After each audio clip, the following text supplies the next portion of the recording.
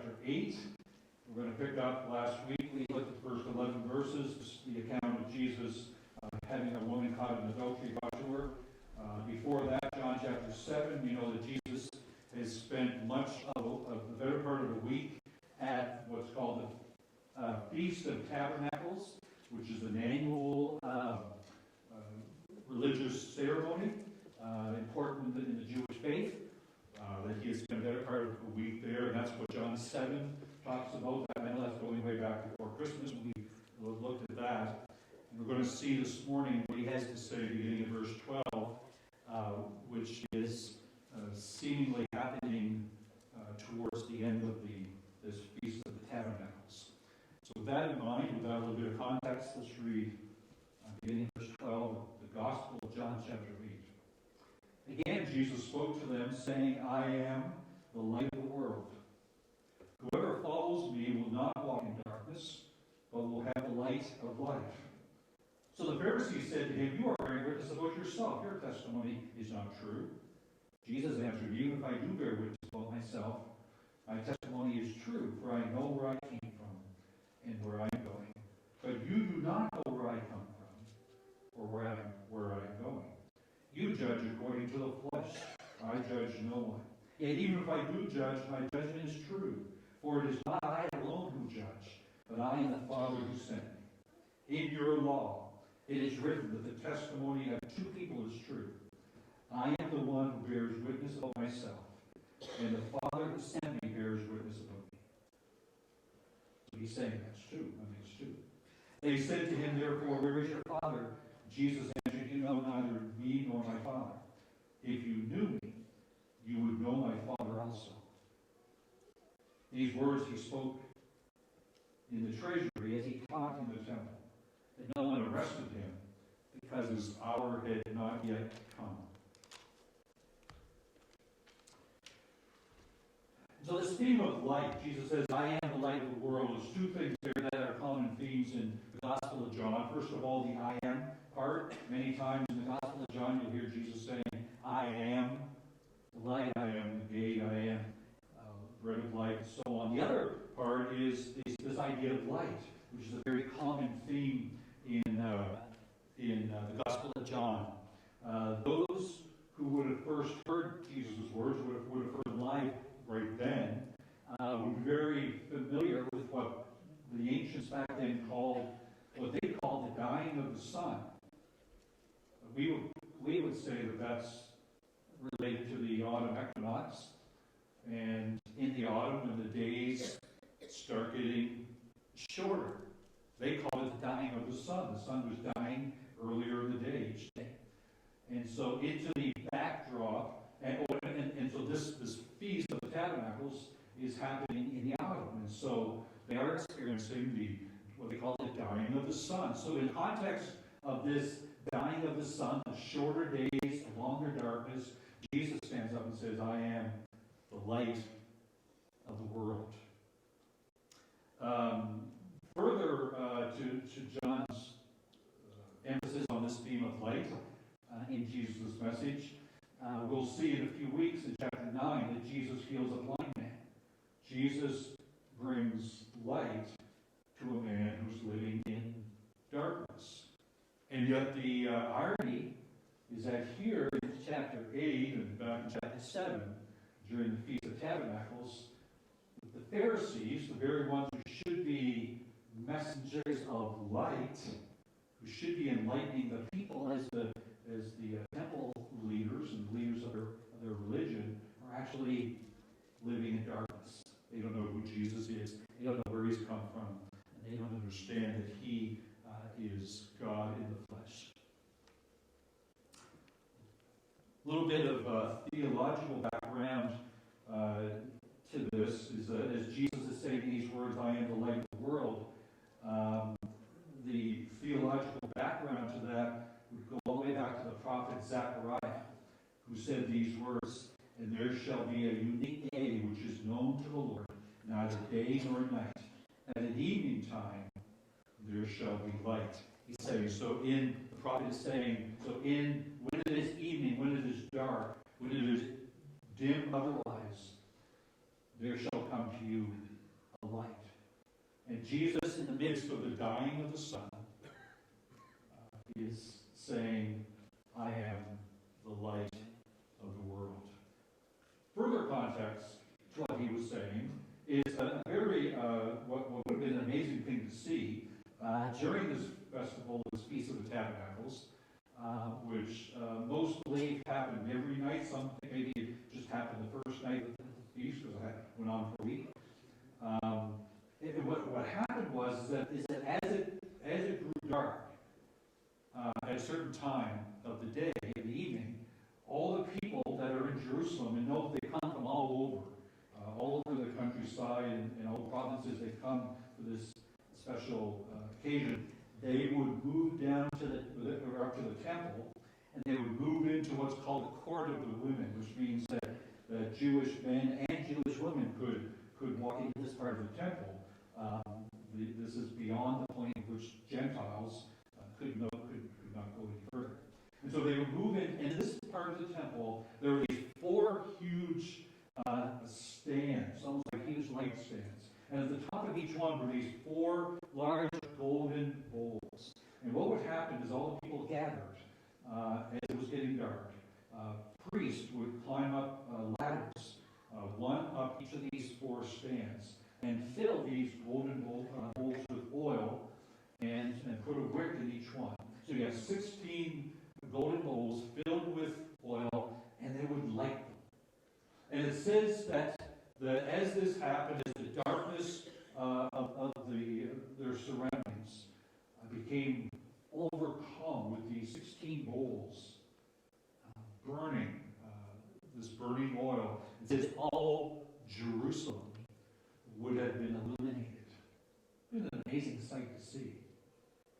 Especially in a world where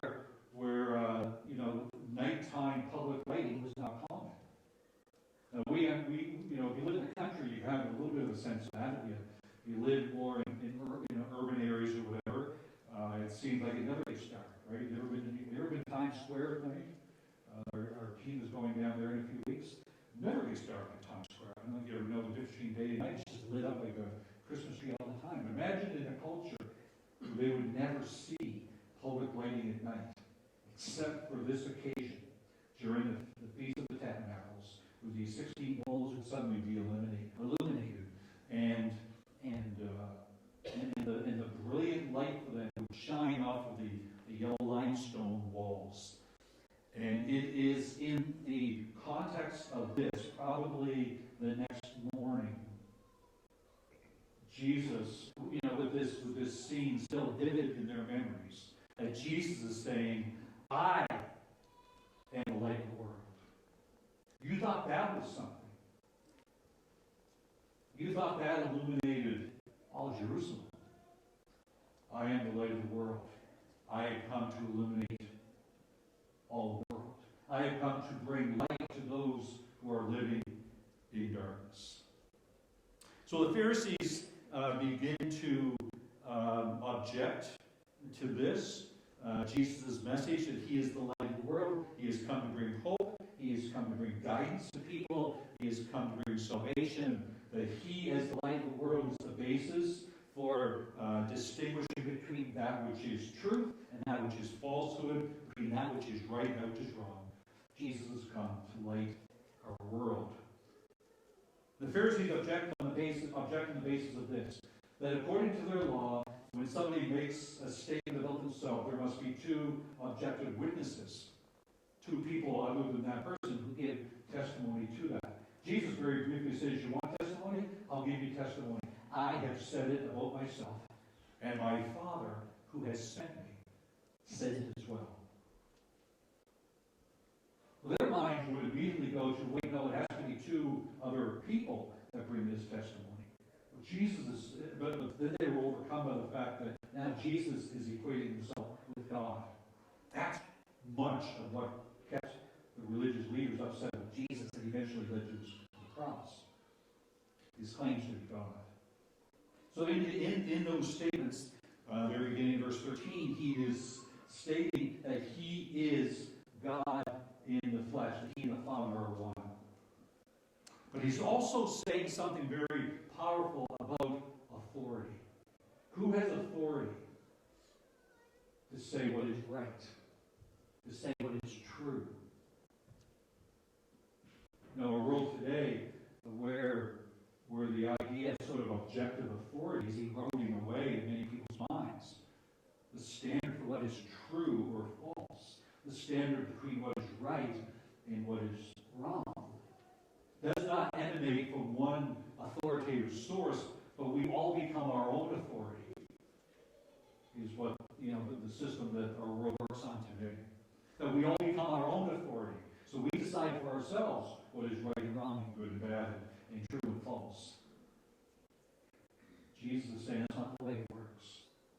I and the Father are one, and therefore I speak to you with the authority of God.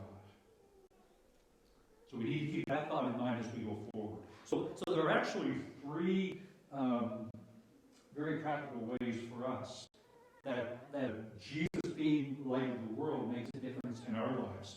And first of all, or the first one is this, that the message, Jesus is the light of the world, is the heart of the gospel message. That's the heart of the gospel message. Jesus is saying that into a world of darkness, the darkness of sin, the darkness that sin brings with it, the darkness of despair and death and hopelessness, into that world of darkness, a light has come. And it's that darkness, that sin, that answers a lot of the questions that we have in our world today. Why do bad things happen? Why is there death? Why is there sickness? Why is there loneliness? Why can't people get along? Why are there broken families and broken relationships? It all goes back to this foundational principle or foundational truth. Sin has entered the world. Through who? Well, that's easy. Through me. And yes, through you as well. The sin has entered our world. And it is into the darkness that this sin has created. Darkness in this world and darkness in the human heart. Jesus comes authoritatively speaking and saying, I am the light of the world. Just a few pages previous, back in the first chapter of John. John, the gospel writer John, speaking of Jesus, back in John chapter 1, beginning at verse 4, John says, he's talking about in the beginning was the Word, the Word was with God, and the Word was God. He's speaking of Jesus. And there he's speaking of the divinity of Jesus, the deity of Jesus. He was with God in the beginning. All things were made through him, and without him was not anything that was made. And then verse 4, in him was life. Into the death of sin. See what sin does? Sin doesn't just confuse us a little bit. Sin doesn't just make us a little bit bad. Sin brings death. Why there's physical death? Ultimately because of sin. Because sin is in our world. But it's also why there is spiritual death. Spiritual death is when we as humans are separated from God because of that sin. We're separated from a holy God because of that sin. And eternal death comes when one who is spiritually dead meets up with physical death. We are eternally separated from God. Until that time comes, there is still hope for those who are spiritually dead, for those who are separate from God because of their sin, because it says, in him was life. And the life was the light of men. He who is the light of the world is the one who brings life to those who are spiritually dead. The light, verse 5, shines in the darkness. The darkness has not overcome it. Jesus is saying, you can come down to the temple, or up to the temple, I should say, again tonight. You can watch that great occasion again, where they light all those golden bowls. It is a remarkable sight. It's a fascinating sight. Jesus is saying, religious lights up a city for a short time. I am the light of the world. I am the one who comes to bring light to those who are dead in their sin. That's the first way. That's the first practical application of Jesus saying, I am the light of the world. The second one is this, and the second and third one go closely together. The second one is this, that for those who have stepped into that light, for those who have humbly come to God and acknowledged our sin, and confess Christ as Lord.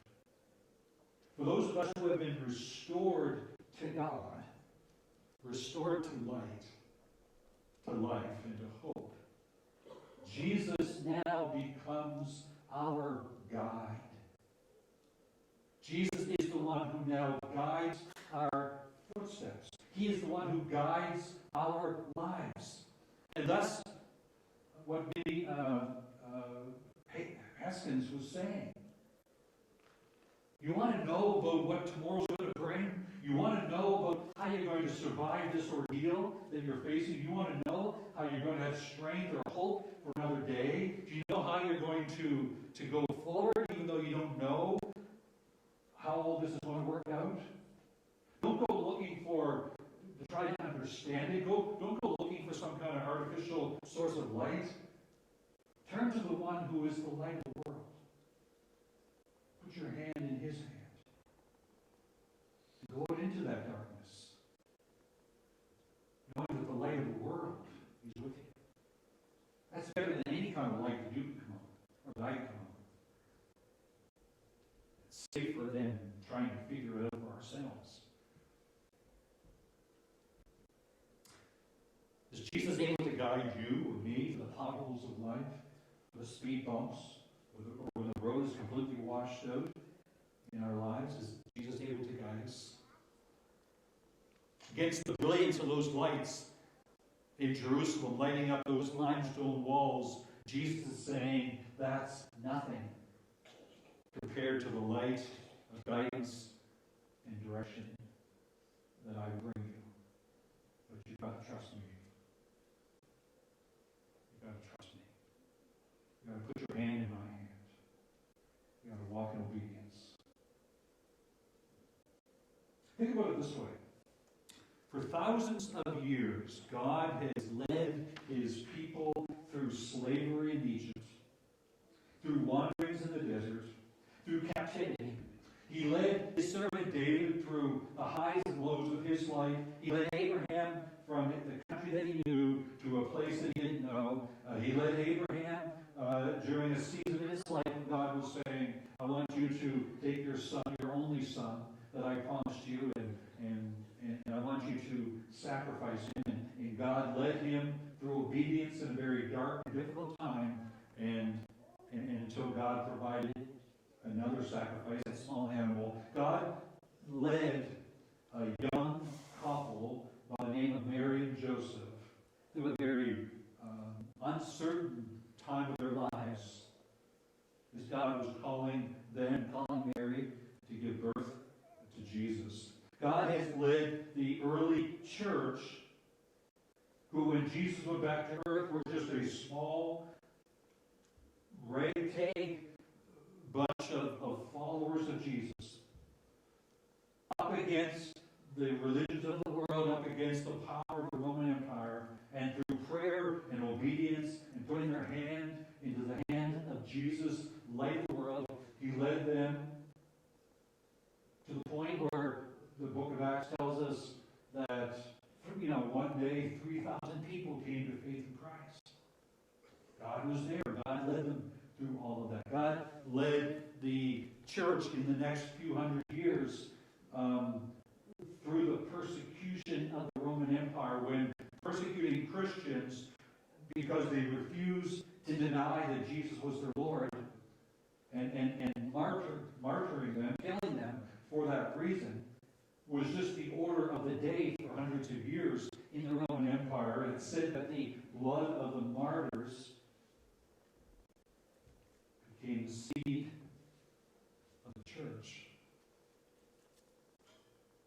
Through 2,000 years of church history, God has led his people as they have trusted him.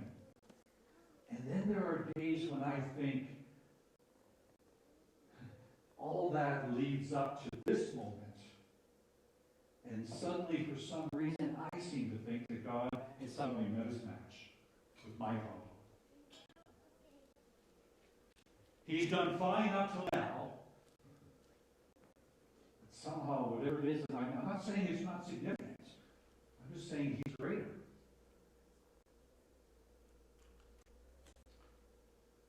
So we have in Psalm 119, 105, that verse that says, God's word is a light in my path. So Jesus, light of the world, is our guide in life.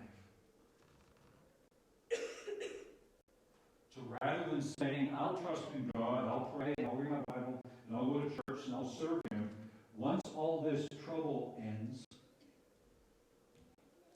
or we can say, I will trust in God and go to church and pray and read my Bible and give and serve in the face of this trouble. I will go out into the darkness, into the uncertainty, and I will put my hand into the hand of God. Jesus, light of the world, will lead me, as he has led so many before me, and so many before you.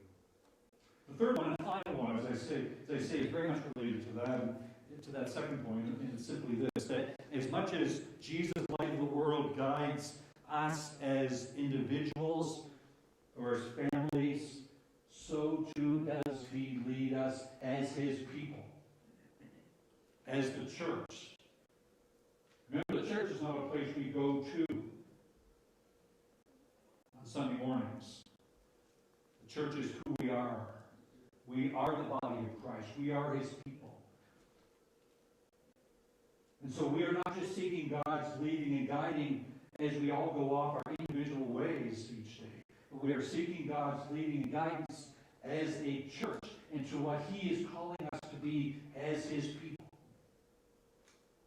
This vision that he's giving us of being a connecting church, where we will envision, we do envision, that in the days and months and years to come, more and more people, through the ministry of this church, the ministry of so many people here, to see more and more people coming into a relationship, a saving relationship with God through Jesus Christ, putting their hand into the hand of Jesus, light of the world, light of the darkness, and bring life to their death.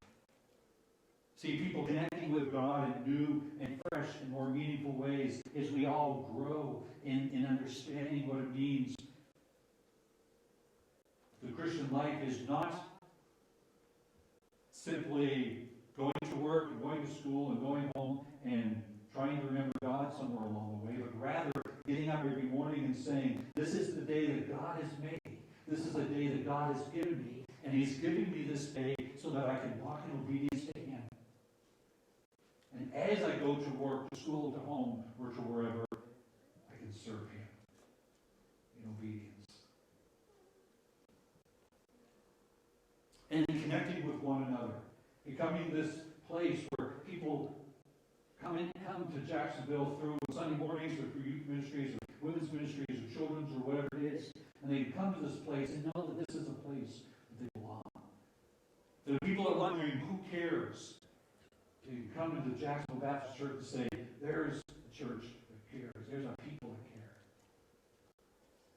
There's a church where nobody stands alone. There's a church where people not only are friendly to me, but they seem to really genuinely care about me. They want me to be here. They're not closed off in their little groups or cliques, but they're open to new folks.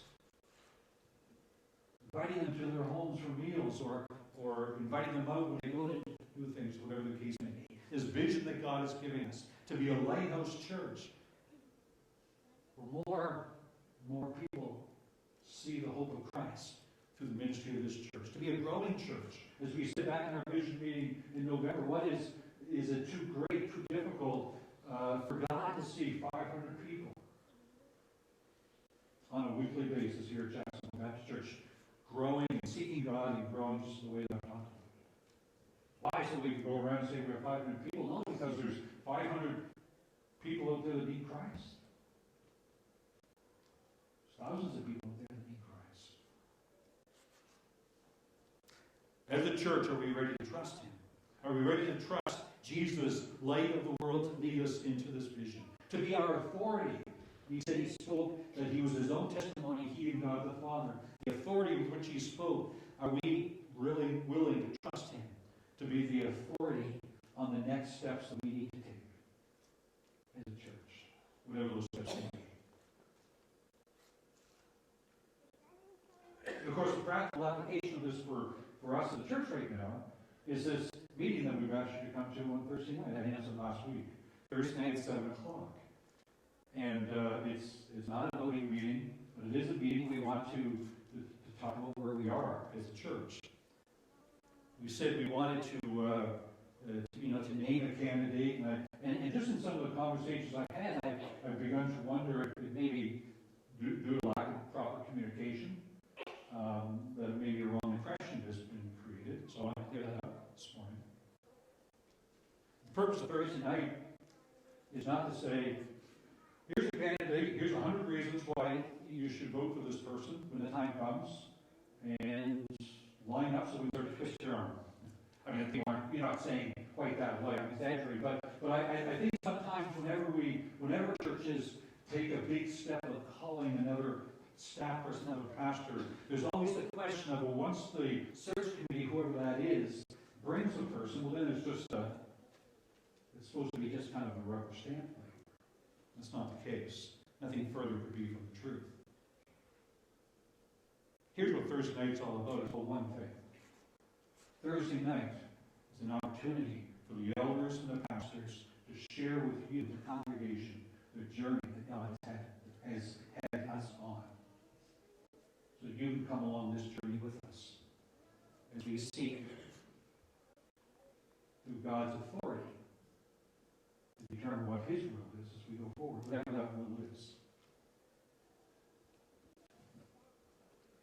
You know, as you've been journeying along as elders and pastors, and I can speak of this personally, so I am speaking of this personally, but I think I also speak for the others along the way.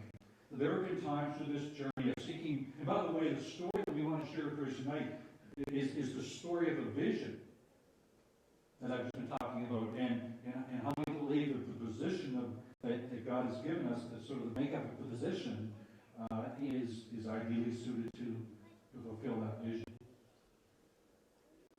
And we started out looking for one kind of job description, and God seemed to lead us to something different, but I believe it still fits the mandate of saying, how do we create another staff position so as to allow Stephen, for example, to give leadership to Connecting Ministries. That's what we were saying all along. We just have a position looks a vision. We want to share that vision. But what we've been learning along the way, what I personally have experienced along the way, is that there's times when I saw a door, a direction that I thought, that's where we need to go. A door that I was convinced needed to be opened. I knew for a fact it was going to be opened. God seemed to say, no, I'm closing that door. Jesus, light of the world, the one of all authority, saying, I'm closing that door. But then other doors that I, and I think others, were convinced needed to be closed.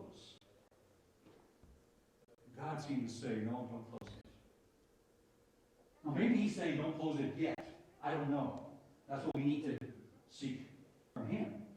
But at least for now, He seems to be saying, no, don't close that door. So what do you do when you're in a situation where the doors that you are convinced should be open seem to be closing, and the doors that you think should be closed seem to be open, or staying open?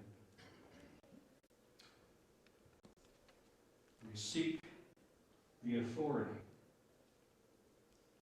of the only one who really has a say in the matter. Jesus, the light of the world. We seek His will. You know, as elders and pastors, we spend hours in prayer and due diligence and looking at all the strengths and weaknesses and answering all those questions, or trying to, but at the end of the day, God has been bringing us to the point where we've been learning to trust the leading of Jesus, the light of the world. So we simply want to share that story with you and bring you Thursday night at 7 o'clock. That's the purpose of the meeting. It's not to get a majority of people to vote a certain way. I've been in churches and have sort of consulted with churches enough over the years. I've just seen that. That's called democracy. I think democracy is a great thing in civic government, but it was never what the church was meant to be. What happens in a democracy? You force an election, and then what is there? A bunch of winners and losers. You don't believe me? Look south. What is it, west from where we are right now, or whatever? You don't look very far. That's not the first time an election has resulted in that. It just seems maybe personalities have amplified it a little bit, perhaps. But you know, the sad thing is I've seen it happen in churches. Where people say, well, we need to vote on this thing. We think this is right. We're going to go and vote on this thing. Or people say, no, and then all of a sudden it becomes some are going to win, some are going to lose. That's not what this is about. There's not going to be any votes. We're convinced that God is leading us, and we're unified behind the sense that God is leading us.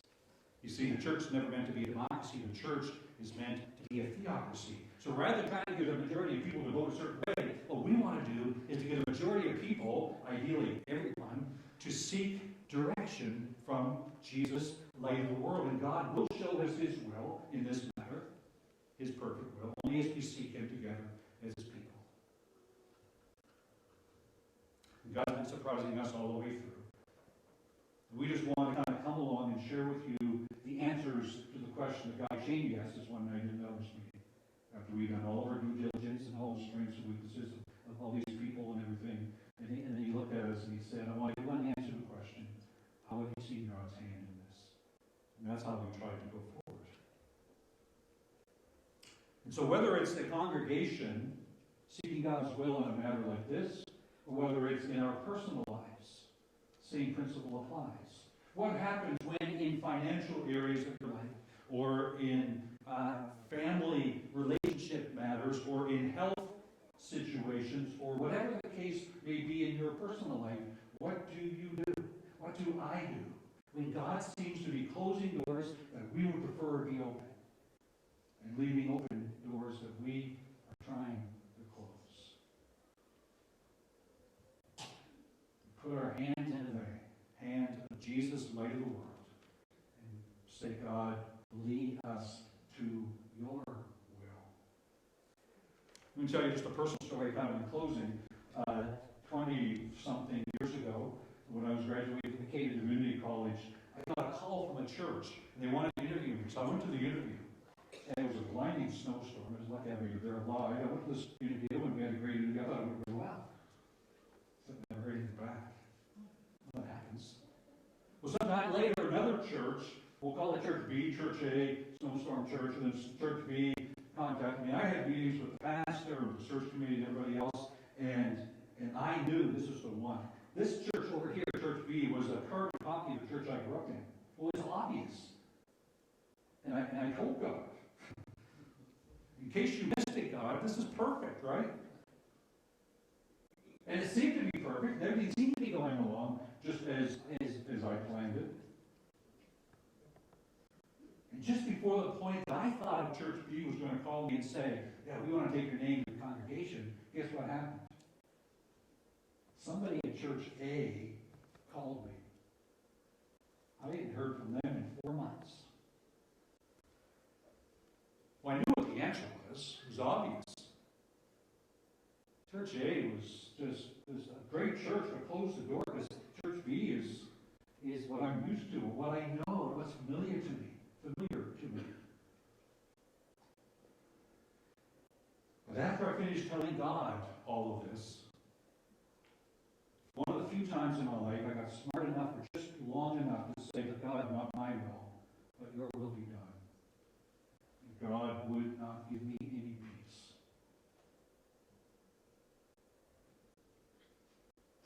So I turned back to Church A, Snowstorm Church A, church. And that's where God led me. Against all my good advice to Him, He led me. By His authority, Jesus, light of the world. You know, good things happen. Good things happen when you are able to come to the point in your personal life or as a congregation when you are willing to say, not my will, but your will be done. Because when I went to church, hey, that's where I ended up going as youth pastor. I met someone there by the name of Karen Vincent. She's here today. She's at the nursery at the moment. She goes by Karen McLeod now, if you don't know who that is. So there's a little moment just to kind of finish the sermon off with. Good things do happen. And the funny thing is, the man who called me from church day after 4 months is Karen's dad. My father-in-law now. Let me just finish with this. Where are we? This poem that Minnie Louise passed intro and that King George read a portion of when the darkness and uncertainty of World War II was descending. And in that poem, she urged people to go out into the darkness, put their hand in the hand of God, and trust Him. This is how the poem goes on. I'm not going to read the whole thing, just a short bit. Listen to this. A stretch of years which wind ahead, so dim to our imperfect vision. A stretch of years which wind ahead, so dim to our imperfect vision, are clear to God. Our fears, she wrote, our fears are premature. Then rest until God moves to lift the veil from our imperfect eyes. Put your hand in the hand of Jesus, light of the world, for salvation, for guidance as individuals, and for guidance as a congregation. Here's how we're going to close the service. This is something that I just become more and more convinced that we need to do. Not every week, not even every month, from time to time. We all pray at home. We do all that. We need to pray sometimes, at least all in the same room. If you were here the last time we did it, you know the routine. I'll say to those who weren't. I want to ask you to get into groups. Now, for those that are going to panic, we need to find a group. A group that means one person.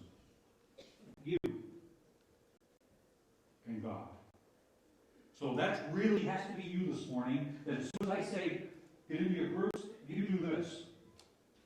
And you start to pray, and everyone else will leave you alone. But you get into a group of 2 people or 3 people or 4 people.